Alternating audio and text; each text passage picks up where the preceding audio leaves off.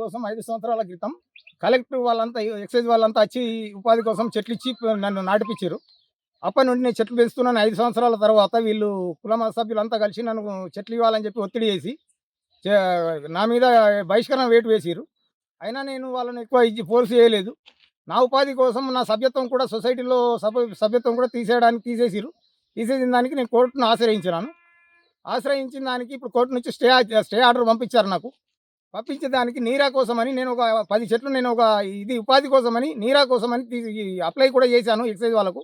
నీరా కోసమని ఈఎస్ గారికి, సిఐ గారికి వాళ్ళకి అప్లై చేశాను. చేసిన దానికి ఒక 10 చెట్లు నీరా ఖాళీ ఓన్లీ టెస్టింగ్ కోసమని గీశాను.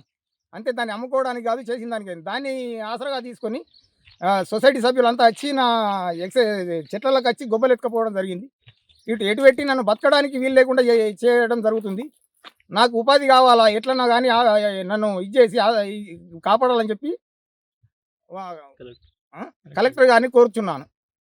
పెట్టుకున్న ఈత చెట్లలో కులంతో గొడవై ఇప్పుడు నన్ను కుల బహిష్కరణ చేసి ఇప్పుడు సంవత్సరం అయిపోయింది. సంవత్సరం మీద 3 నెలలు అవుతుంది. దానికి ఇప్పుడు నేను హైకోర్టులో ఆశ్రయిస్తే హైకోర్టు నాకు స్టే ఆర్డర్ ఇచ్చింది సభ్యత్వం కోసం. దాన్ని ఇచ్చేసి ఇప్పుడు నేను చెట్లుకి ఒక 4-5 చెట్లు నీర కోసమని, ఒక ఉపాధి కోసమని నేను గీసుకుంటే దాన్ని చూపించి పెద్ద గొడవ వేసి వాళ్ళ నా మీద ఎక్సైజ్ వాళ్ళని దాడి చేయించే టైపు చేసిరు కుల సభ్యులు.